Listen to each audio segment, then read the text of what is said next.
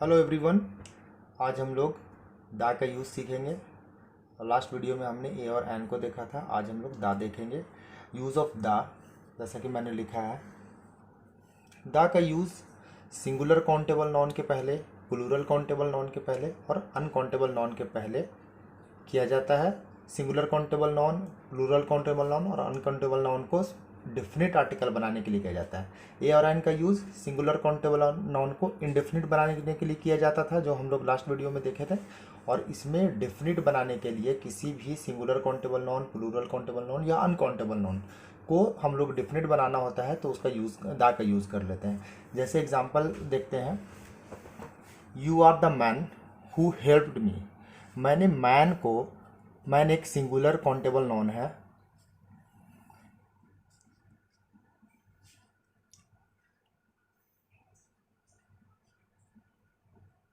Man एक singular countable noun है, उसको डेफिनेट बना दिया, क्योंकि मैं उस आदमी का बात कर रहा हूँ जिसने मेरा हेल्प किया था। मैं किसी और आदमी का बात नहीं कर रहा हूँ, तो वो एक डेफिनेट आदमी हो गया। उसके पहले दा लगेगा, क्योंकि अगर इससे पहले ए या एन लगेंगे तो वो गलत हो जाएगा। दूसरा एग्जाम्पल देखते हैं, the colour of this wall is white. किस वॉल का कलर का बात कर रहे हैं? This wall. ये कलर जो है वो डेफिनेट हो गया, क्योंकि और किसी वॉल का कलर को हम लोग नहीं समझेंगे, क्योंकि इसमें जब बोलेंगे कलर ऑफ दिस वॉल, तो ये एक डेफिनेट हो गया कलर की कौन सा वॉल का कलर का बात कर रहे हैं, तो इसलिए इससे पहले द लगेगा। ये एक अनकाउंटेबल नाउन है।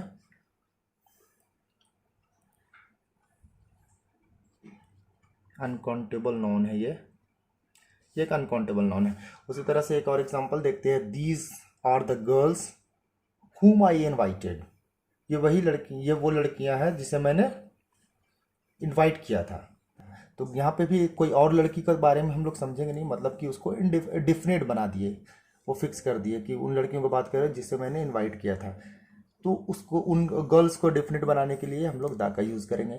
ये गर्ल्स क्या है? एक प्लूरल काउंटेबल नाउन है। तो जैसा कि मैंने लिखा था, एक सिंगुलर काउंटेबल नाउन का मैंने एग्जांपल देखा, उसके बाद फिर एक प्लूरल काउंटेबल नाउन का एक एग्जांपल है और एक अनकाउंटेबल नाउन का एग्जांपल है।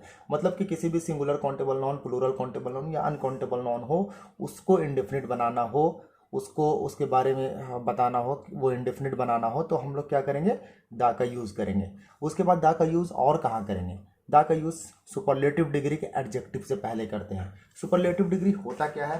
सुपरलेटिव डिग्री होता है, जैसे कि किसी भी एक 3 फॉर्म होता है, जैसे tall, taller, tallest, good, better, best. तो उसका जो थर्ड फॉर्म होता है, टॉल, टॉलर, टॉलेस्ट, तो टॉलेस्ट क्या हो गया? सुपरलेटिव डिग्री हो गया। टॉलर क्या हुआ? वो कंपैरेटिव डिग्री हो गया। तो अभी हम लोग यहाँ पर सुपरलेटिव डिग्री का बात कर रहे हैं। कोई भी सुपरलेटिव डिग्री का एडजेक्टिव होगा, उससे पहले हम लोग दागा लगाएंगे। जैसे कि एक एग्जांपल लेते हैं, he the best boy in the class. यह हमारे क्लास में सबसे बेस्ट लड़का है, ऐसा बोल सकते हैं। ही is the best boy in the class. तो जब द बेस्ट लगेगा, best boy in the class होगा, तो उससे पहले द लगेगा, क्योंकि बेस्ट जो है सुपरलेटिव डिग्री है।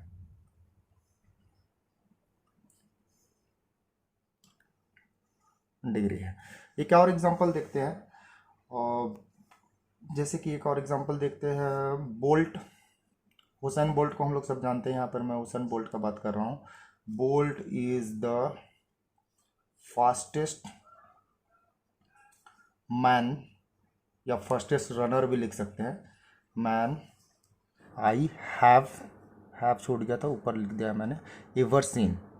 बोल्ट सब जब आज तक मैंने जो देखा है उससे फास्टेस्ट मैन है। तो ये इसमें फास्टेस्ट जो है वो सुपरलेटिव डिग्री है, उससे पहले दा लग रहा है, क्योंकि fast, faster, fastest third form है, सुपरलेटिव डिग्री है। अब हम लोग थर्ड पॉइंट देखेंगे कि कंपैरेटिव डिग्री। अभी हम लोग ने देखा कि सुपरलेटिव डिग्री के एडजेक्टिव के पहले दा का यूज़ होता है। अब एक ये पॉइंट आता है, कंपैरेटिव डिग्री के बाद अगर देन या टू का यूज़ हुआ हो, तो उस कंपैरेटिव डिग्री के पहले दा का यूज़ नहीं होगा। अगर क्या हम लोग पढ़े, कंपैरेटिव डिग्री के बाद, कंपैरेटिव डिग्री किसको बोलते हैं? सेकंड फॉर्म, जैसे गुड का बेटर, टॉल का टॉलर, उस तरह का जब कंपैरेटिव डिग्री आता है, उसके बाद देन का या टू का यूज़ हुआ हो तो उस कंपैरेटिव डिग्री के पहले द का यूज़ नहीं होगा। जैसे एग्जांपल देखता हूँ मैं, he is senior to you, वह तुमसे सीनियर है, ये कंपैरेटिव डिग्री है क्योंकि कंपेयर कर रहे हैं हम। तो उसमें क्या हो गया, उसके बाद क्या है, कंपैरेटिव डिग्री के बाद अगर टू या देन का यूज़ हुआ हो तो हम लोग दा का यूज़ नहीं करेंगे। इसलिए यहाँ पर दा सीनियर अगर लगाते हैं तो वो सेंटेंस गलत हो जाएगा। He is the senior to you, ये सेंटेंस गलत है। उससे पहले हम लोग he is senior to you, comparative degree के पहले दा का यूज़ नहीं। उसी तरह से Kalidas was greater than any poet, Kalidas का कंपेयर करें किसी और भी दूसरे पोइट की तुलना में, ग्रेटर थे कालिदास, तो क्या है, Kalidas was greater than any poet. तो उससे पहले भी ग्रेटर क्योंकि कंपैरेटिव डिग्री है तो उससे पहले दा का यूज़ नहीं होगा। ऐसे नहीं लिखेंगे Kalidas was the greater than any poet, तो वो गलत हो जाएगा। तो अभी हम लोग बात कर रहे थे कि कंपैरेटिव डिग्री के बाद अगर टू हो या देन का यूज़ हुआ हो तो हम लोग उससे पहले द कंपैरेटिव डिग्री के पहले दा का यूज़ नहीं करेंगे। अब उसमें कुछ एक्सेप्शंस है। कंपैरेटिव डिग्री के बाद, मतलब उसी का एक और पॉइंट है कि कंपैरेटिव डिग्री के बाद यदि of the two, of the TWO2 वाला टू है, ऑफ द टू का यूज़ हुआ हो तो दा का यूज़ होगा कंपैरेटिव डिग्री के बाद। ऐसा नहीं कि कहीं भी कंपैरेटिव डिग्री देखे और दा का यूज़ नहीं होगा।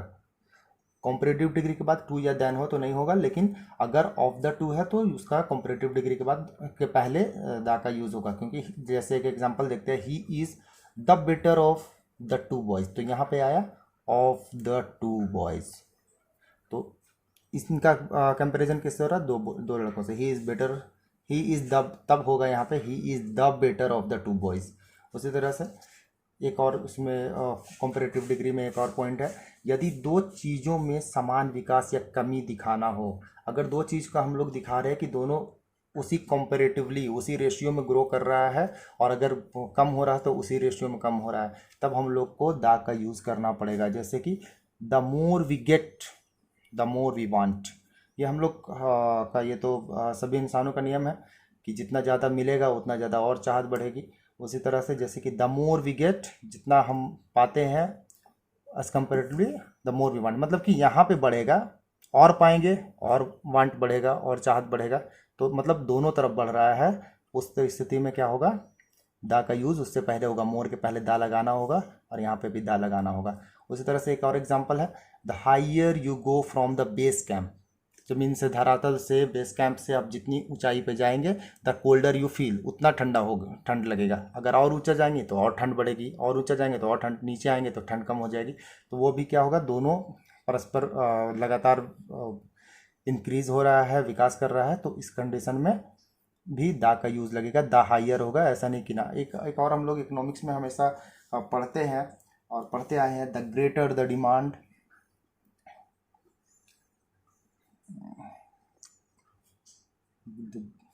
The great